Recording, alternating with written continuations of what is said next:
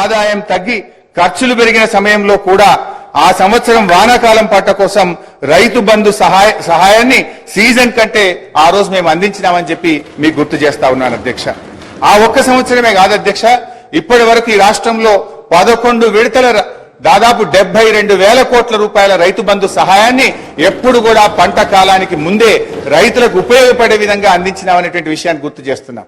1 రూపాయి 2 రూపాయలు కాదు, 72,000 కోట్ల రూపాయలు రైతు బంధు కింద ఈ రాష్ట్ర ప్రజలకు నేరుగా సకాలంలో నగదు బదిలీ చేసి ఇలా రైతుల పట్ల మాకుండే ప్రేమను మేము చూపించాం అధ్యక్ష. తెలంగాణ రాష్ట్ర కీర్తిని పెంచినాం, పరపతిని పెంచినాం. ఇప్పుడున్న కాంగ్రెస్ ప్రభుత్వానికి తెలంగాణ హృదయం లోపించడం వల్లనే ఆర్థికంగా ఆరోగ్యంగా ఉన్నటువంటి రాష్ట్రాన్ని కేవలం రాజకీయ లబ్ధి కోసం అప్పుల రాష్ట్రంగా, దివాలా రాష్ట్రంగా, ఒక బీమారు రాష్ట్రంగా సృష్టించేటువంటి ప్రయత్నం చేస్తా ఉంది. అధ్యక్ష, మీరు విడుదల చేస్తున్నటువంటిది శ్వేతపత్రాల లేక మీరు ఇచ్చినటువంటి హామీలను ఎగవేయడానికి దారులు వెతుకుతున్న పత్రాల అని మాకు అనుమానం కలుగుతా ఉంది అధ్యక్ష. మేనిఫెస్టోలో చెప్పిన 6 గ్యారంటీలు ఇంకా అనేక హామీలు నెరవేర్చలేమనే భయంతో ఎగవేతలకు కోతలకు రంగం సిద్ధం చేసుకోవడమే ఈ శ్వేతపత్రాల అంతర్యమని మీరు చెప్పకనే చెప్తున్నారనిపిస్తా ఉంది అధ్యక్ష. సెంట్రల్ జైలు కూలగొట్టిండ్రు, పురాతనమైనది నిజాం నవాబ్ కాలం నాటిది, అక్కడ హాస్పిటల్ కట్టిండ్రు అధ్యక్ష. అదే హాస్పిటల్ ఊరవతల కట్టుంటే పేషెంట్లకు కూడా మంచిగా ఉంటుంది అధ్యక్ష. పురాతనమైన జైలు కూడా అక్కడ ఉండేది అధ్యక్ష. అక్కడ ఎంజిఎం ఉంది, ఎంజిఎం లో సరిగా స్టాఫ్ లేరు అధ్యక్ష. దాన్ని డెవలప్మెంట్ చేయకుండా కొత్త బిల్డింగ్ ఎందుకు కట్టారు, ఆ ప్లేస్ లో ఎందుకు కట్టారంటే వీళ్ళకు పర్సంటేజ్ల కోసం కట్టారు అధ్యక్ష. ఈ రోజు సెక్రటేరియట్ పాత భవనాన్ని కూలగొట్టారు అధ్యక్ష. అంత పెద్ద భవనాన్ని, అన్ని కోట్ల విలువైన భవనాన్ని కూలగొట్టాల్సిన అవసరం ఏముంది అధ్యక్ష? దాన్ని ఇంకొక గాంధీ హాస్పిటల్లో, ఇంకొక నిమ్స్ హాస్పిటల్లో చేసి పేదవాళ్లకు హాస్పిటల్ ని కేటాయించి ఈ సెక్రటేరియట్ బిల్డింగ్ ఇంకా ఎక్కడైనా కట్టుంటే అదే ఆస్తి కూడగట్టినట్టు. ఉన్న ఆస్తులను ధ్వంసం చేసి కొత్త ఆస్తులు కట్టుకున్నది ఎవరి కోసం? మీకోసం కట్టుకున్నారు, మీ పర్సంటేజ్ల కోసం కట్టుకున్నారు. ఈ రోజు డబుల్ బెడ్రూమ్ ఇల్లు ఎక్కడా కూడా నిరుపేదలకు కట్టలేదు అధ్యక్ష. 100 సార్లు నేను సీఎం గారిని, గత సీఎం గారిని అడిగాను అధ్యక్ష. స్థలాలున్న వాళ్ళకి ఒక 3 లక్షలు 4 లక్షలు ఇవ్వండి, వాళ్ళు ఒక్క షెడ్ అన్న వేసుకుంటారు అంటే మేకెక్కడ ఉండాలి, కోడెక్కడ ఉండాలి, అల్లుడెక్కడ ఉండాలి, బిడ్డ ఎక్కడ ఉండాలి, డబుల్ బెడ్రూమ్ ఇల్లు కట్టిస్తా అని కనీసం ఒక 100 బెడ్రూమ్ హౌజులు కూడా ఒక్కొక్క నియోజకవర్గానికి ఇవ్వలేదు అధ్యక్ష. ఆ ఇచ్చిన బెడ్రూమ్ ఇల్లు కూడా ఈ రోజు ఎలక్షన్ల ముందు వాళ్ళ కార్యకర్తలకు మాత్రమే ఇచ్చుకున్నారు అధ్యక్ష. నిరుపేదలకు ఎవరికి ఇవ్వలేదు అధ్యక్ష. మా సోదరిమణి, సరే ఒక విషయంలో ప్రజలు కూడా చూస్తున్నారు అధ్యక్ష, మా సోదరిమణి సురేఖ గారు ఒక మాట అన్నారు, హాస్పిటల్ ఊరవతలు ఉండాలన్నట, జైలేమో నడి ఊళ్ళు ఉండాలన్నట. ఇది ఏం ప్రేమ అధ్యక్ష? ప్రజలు ఇబ్బంది పడొద్దు, వరంగల్ నడిబొడ్డున ప్రభుత్వ ఆసుపత్రి ఉంటే ప్రజలకు మేలవుతుందని ప్రజల కోసం నడిబొడ్డున మేము ఆసుపత్రి కడితే దాన్ని కూడా మా సోదరిమణి తప్పుపడితే నేను అది వారి విజ్ఞత వదిలేస్తా అధ్యక్ష. మన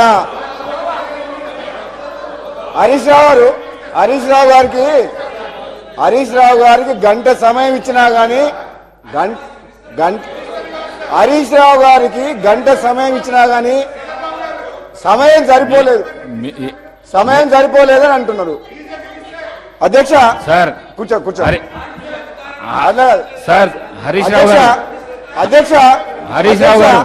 హరీష్ రావు గారు హరీష్ రావు గారికి గంట సమయం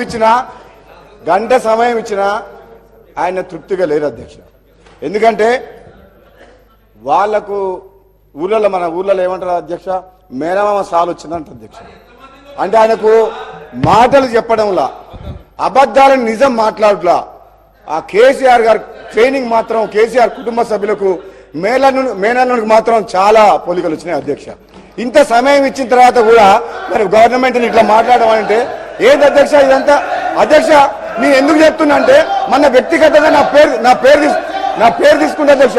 వ్యక్తిగతంగా నన్ను ఏమన్నాడు, నేను ప్రసంగానికి అడ్డు తగులితే ఏమన్నాడు, నువ్వు ఎంత మొత్తుకున్నా నీకు మంత్రి పదవి రాదు అని అన్నాడు అధ్యక్ష. సభా సాక్షిగా మైక్ లో ఏమన్నాడు, నేను అడ్డుకుంటుంటే నువ్వు లేచి నిలబడితే మంత్రి పదవి రాదు, కూర్చో అన్నాడు అధ్యక్ష అన్నాడు. నేనేమంటున్నా, నువ్వెన్నేళ్లు కష్టపడ్డ తర్వాతే కష్టపడ్డ హరీష్ రావు గారు కేసీఆర్ తర్వాత కేటీఆర్ అవుతారు, కానీ నీకు మోసం జరుగుతుంది, కానీ వాళ్ళు ఏం చేయరు నీకు.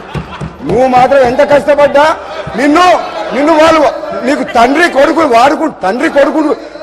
కొడుకులు వాడుకుంటారు తప్పితే నీకు అక్కడ న్యాయం జరగదు. నేను ఒక విషయం చెప్పదలుచుకున్నా రాజగోపాల్ రెడ్డి గారికి, ఆ పార్టీకి.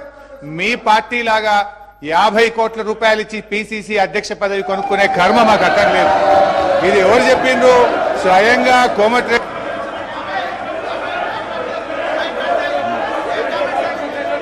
శ్రీధర్ బాబు గారు. నేను sir he has to take back his word, sir. Sir, he has to take back his word, sir. Sir, he has to take back his word, sir. వారు మాట్లాడిన మాటలు వెంటనే మేము వారిని కోరుతా ఉన్నాం, మీ ద్వారా వారిని కోరుతా ఉన్నాం, వెంటనే వారు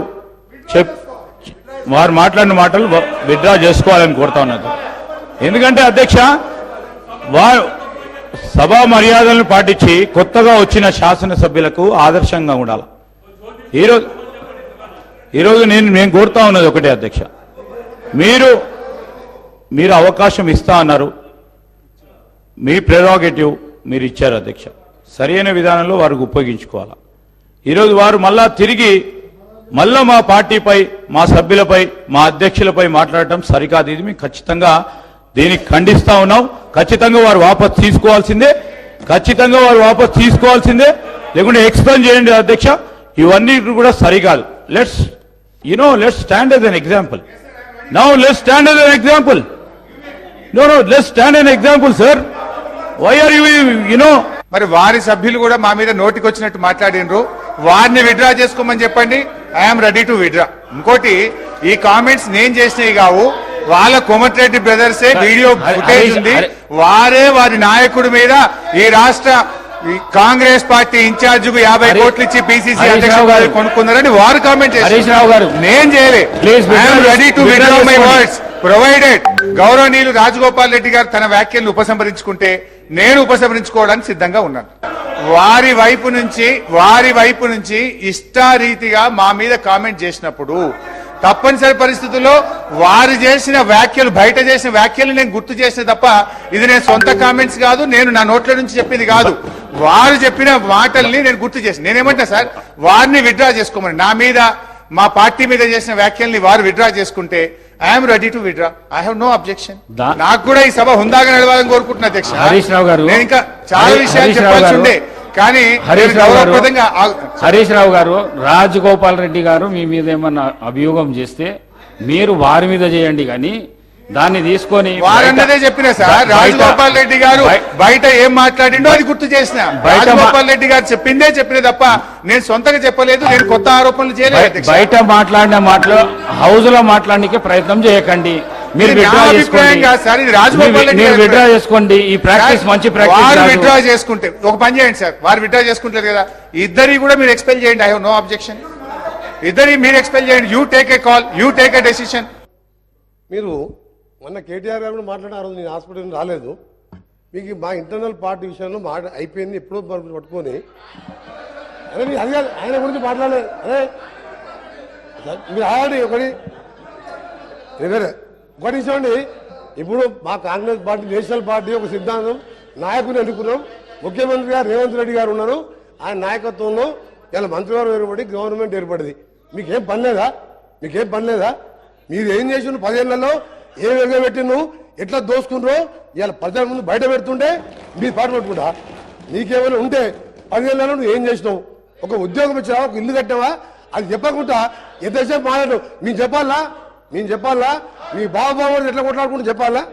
ఆ విషయం ఉన్నప్పుడు అది క్లోజ్ అయిన మ్యాటర్. అది దాన్ని పట్టుకొని ప్రతిరోజు ఈ విధంగా మాట్లాడు. సార్ ఇది సీరియస్ కామెంట్, సీరియస్ గా వార్నింగ్ ఇస్తున్నాను.